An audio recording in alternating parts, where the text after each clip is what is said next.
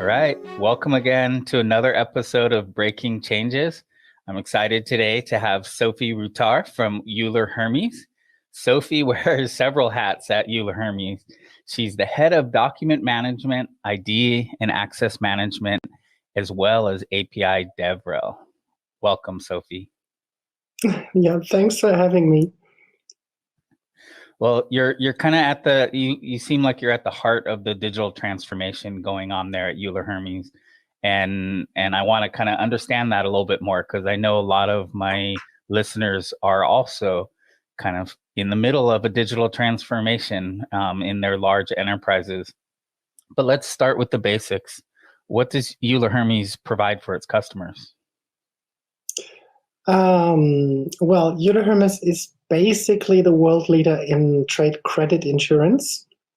That means if you are doing business with a customer, if you're delivering goods of any kind, and you send an invoice with your goods, and then there's typically a certain delay until that invoice is being paid.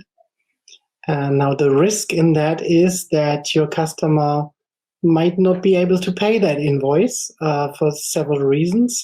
They could fraud, but they could also just go bankrupt before they can pay that. And this is where we step in. So we will check your customer before you trade with him and give you security that if ever something bad happens to your customer, then we would pay the loss accordingly. So that's our main product, and we have 2-3 other specialist insurance products like guarantees, which is very relevant in the construction sector, and also we have fidelity insurance, which is partly cyber fraud, and also linked to internals that would expose information outside, which they shouldn't, and all these things. So what role does APIs play in that? Well, the thing with our insurance concept, it's not like a car insurance where you would sign a contract once and then forget about it. And maybe if you have an accident 3 years later, then you would have your next contact with your insurance. In our case, you really have day-to-day interactions because you would insure each of your customers individually with us. So we would have an individual check every time you do trade or you have a new customer. So there's a lot of interaction which you can do either on an online portal that we provide, of course, or if you're a big company, you'll probably prefer to integrate our APIs in your SAP system or your ERP system or whatever systems you are using. And then you can have this a seamless process. So it can basically run through fully automatic and just give you some alerts if you have to interact. That's, of course, much easier than to handle. You mentioned a couple like construction and others. Who are the consumers of these APIs? What types of industries? Well, in construction area, you have the company that orders a building to be created. And so we would guarantee that the construction company that you charge with that would be able to do that. Because if they go bankrupt in the middle of the construction, then you, as the one investing, you have a huge problem. So you want to secure in advance that you choose the right construction companies that are capable, and especially if you have large construction sites, if you're building a skyscraper or an industry site, a factory or whatever, you really want to make sure that you're dealing with the right companies. You won't just select the cheapest one. You really need proof for their stability. Yeah, I can see it really coming in handy to to manage all of the relationships that it's going to take to put up a big building or to tackle any major project. So your title, you seem to wear a lot of hats in what you do. How long have you been at the company, and what were some of your early roles? How did you get started there? Yeah, well, I'm in my 18th year now with Euler Hermes, and that's why my title is sort of an aggregate of various things I did before, which I manage today. I started back then in Germany. I started in a customer support team, actually. And that was very interesting to understand what our customers really need, how they really work day to day. From there, I evolved over several projects and programs and so on. And in 2012, I had the opportunity to create SmartLink, which is a customer-facing API that we created then first time. So it was still on SOAP technology. We're replacing that, of course, with REST, which is much easier. But that's where I jumped in first time in this API adventure. And I really enjoyed the fact that it's something that creates a huge value for our customers and partners. And back then it was really an innovation. We were the first credit insurance company to do that. The others have followed ever since.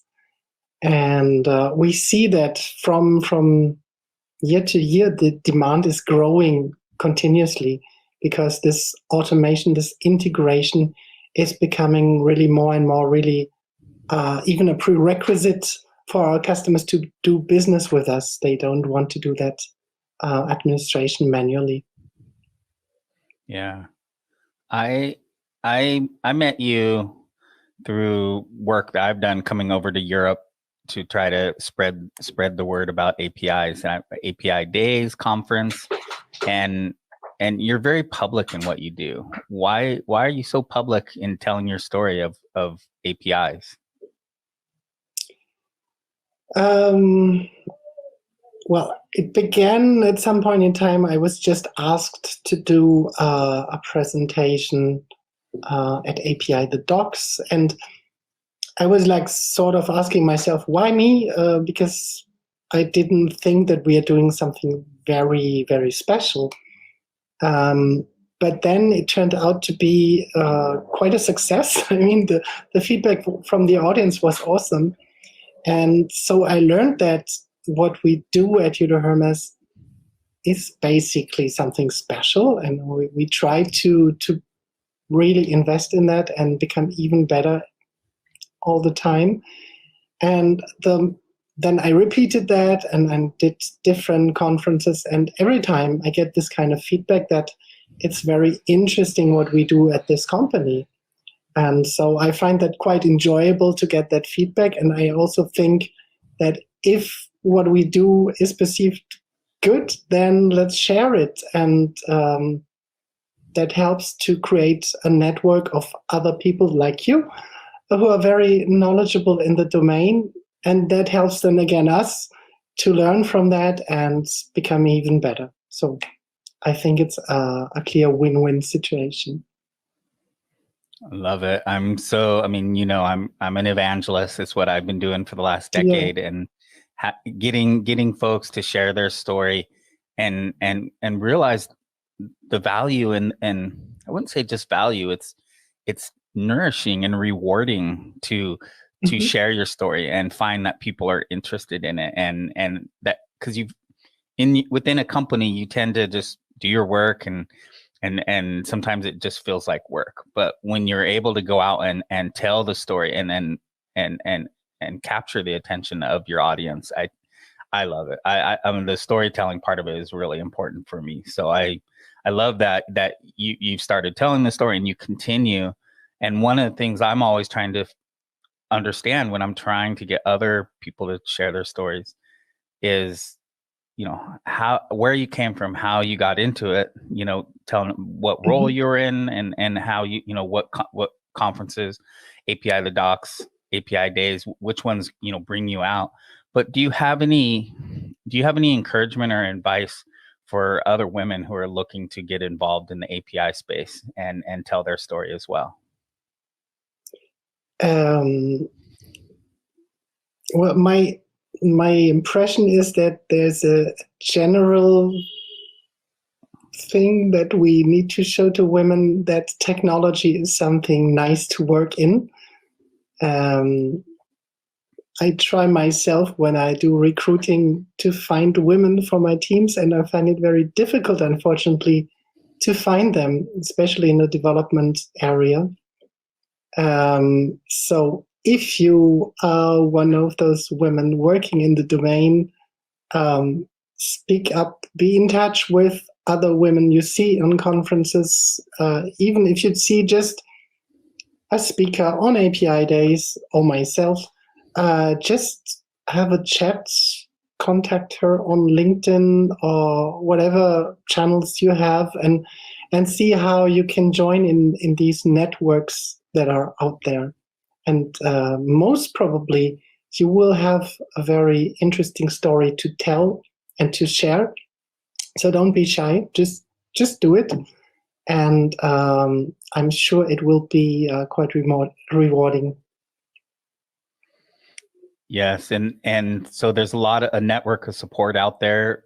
There's a lot of speaking opportunities there, and don't feel if you don't have the skills, you feel like you have the speaking skills or presentation skills right now. There's a lot of work and opportunities to help you along that way and develop it. I remember, when I first started speaking in 2010 and 11, it was hard and I was not very good and I didn't have really much of a story to tell. And it takes time before you get there. So definitely, as Sophie said, reach out, because it's really important for us to keep kind of growing the pool of women who are, I find it's changed the tone of the conversation within companies, but also within the industry. The more women we have speaking at the events and sharing their stories and talking about APIs, and it's a much more enjoyable place to be. So.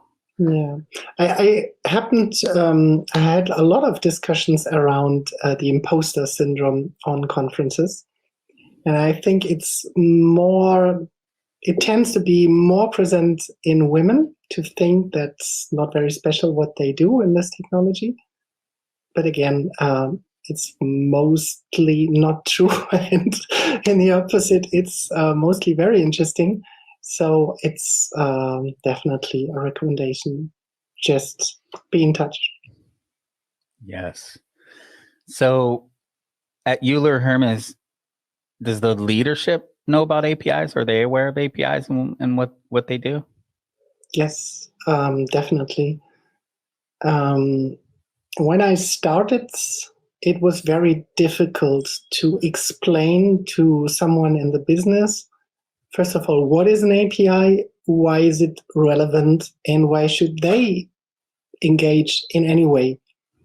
It was partly even perceived as an obstacle to the customer relationship, because some of our distribution staff feared that this would complicate the relationship because it's technical, so they have to have the resources and we have to explain, and so on and so on. So in the beginning of my job, I spent a lot of time evangelizing internally and trying to explain that and proving then, based on good customer feedback, that it is something valuable.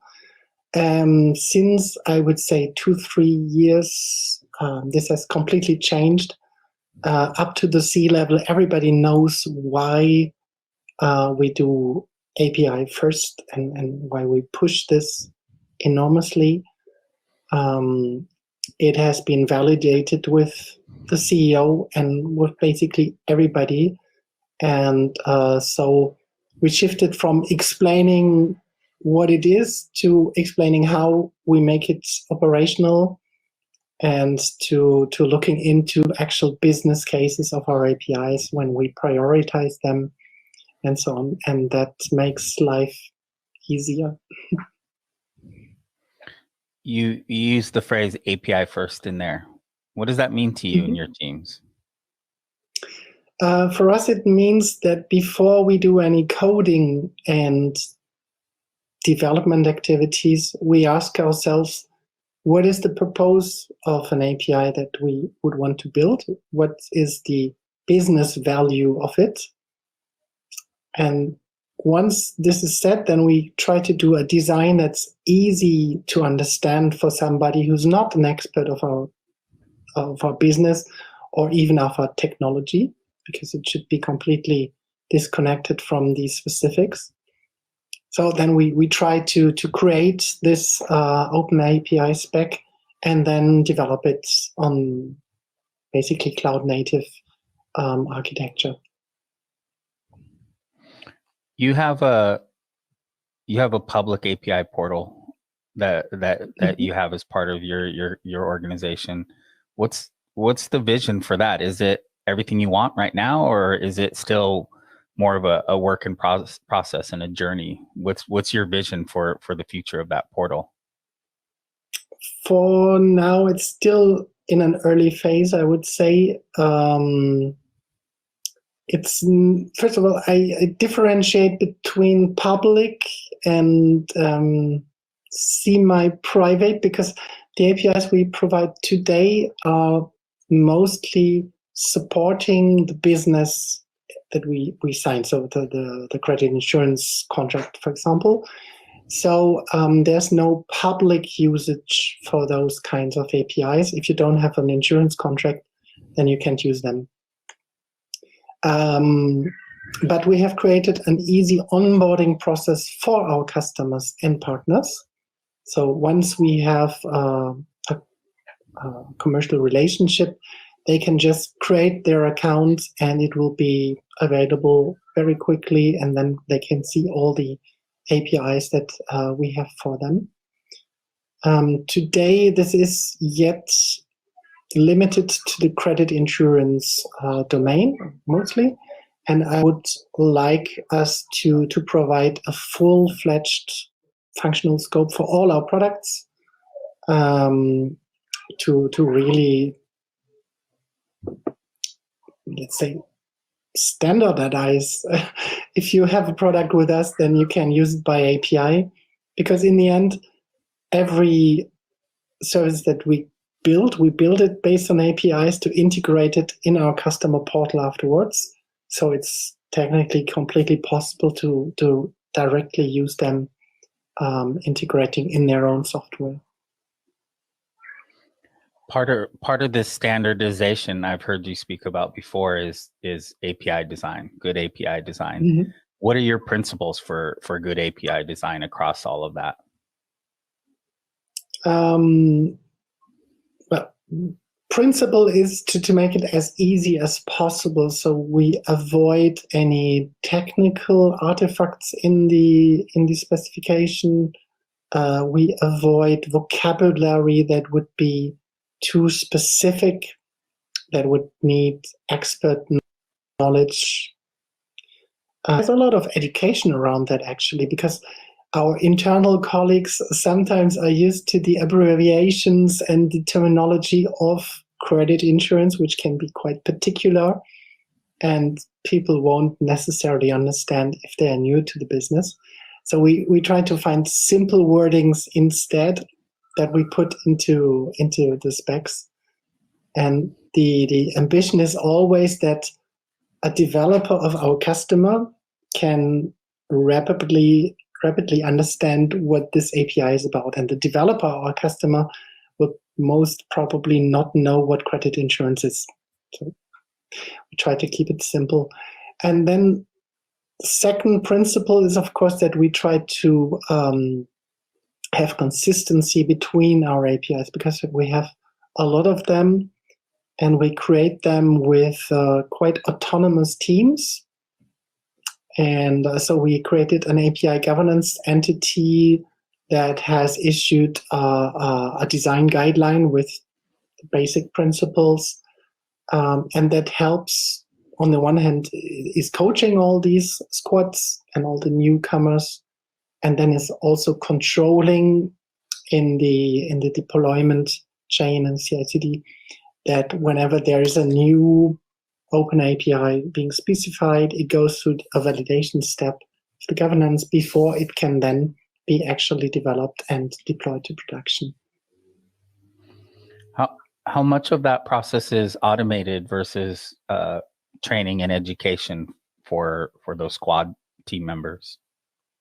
It's the process of deployment is rather automated, but the checks and the coaching is fully manual. We have been looking, and I think we haven't given up so far, but we've been looking into API linters to help us and to reduce the workload for the governance team. But when we first looked at them, it seemed too technical, too reduced in actually helping us. And I think there has been a lot of evolutions ever since, and we just need to find the time to look at it again and see how we can possibly integrate it in our process. Yeah, I would say it's still right at that edge where, and I'm an expert in the linting rules and all of this, but I still feel like it's a whole nother vocabulary and language that I have to learn. It's a whole nother rules engine that I have to think about in addition to the API design and that's going on. So I think this is something that needs more investment in the open source space as well as with tooling vendors to help support companies in their journey. That education that you provide to these squads and teams. Can you talk a little bit about that? Like, do you have classes and workshops? Is it more inline and ongoing as they're developing APIs? How does education and awareness work? We currently adapt, so to say, to each squad and the individual needs that we see, because we see teams that are super mature and they come up with a first proposal and it's almost good. That's the best case. And then we have, of course, also other teams, maybe teams who are not really familiar to API technology, and well, we have seen some designs that we had to redo completely. And so in between that, our governance team tries to understand how they need to adapt to each team to get to an overall good result. What we have just now done, just recently, I created a webinar that can be reused internally to show a bit the general principles that we want to see, the general workflow of how we perceive API first, for example, what it means for us. And we did that in sort of a funny way to not have this a learning, an e-learning that you have to do and that is maybe not so interesting. It's a funny way to discover in a first step. And from there on, then we can work more individually. And we just discussed this morning to have a second version of the training to go more into the details and, I don't know, teach about what is a pagination. It look like this and not like that. This kind of things. Maybe we can do that in the second half of the year. Yeah, those types of materials are super important to help introduce people to all of these concepts that I've learned along the way, and I'm not always aware how to share them with teams. And so I'm always looking for organizations are doing that. Besides making it funny, how do you incentivize team members to learn about good API design and what's needed? Well, of course, we are in touch with the team's managers to make sure that everybody knows that there's a process and that it's necessary. And then we're not doing a lot of policing in what we do.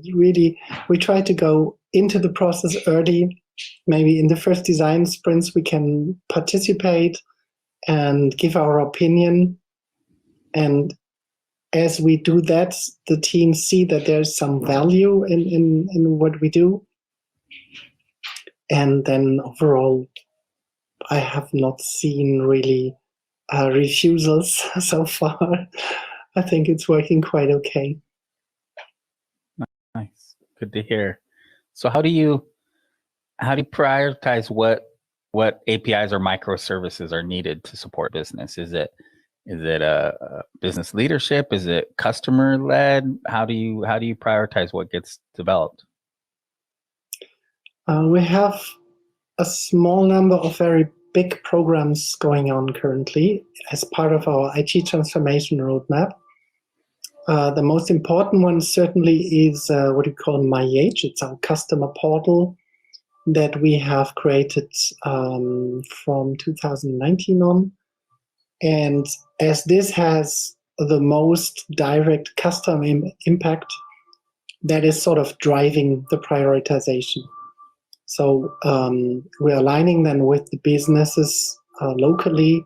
What are the features that are most valuable for our customers to be added to that? And these will probably drive the APIs that are treated first.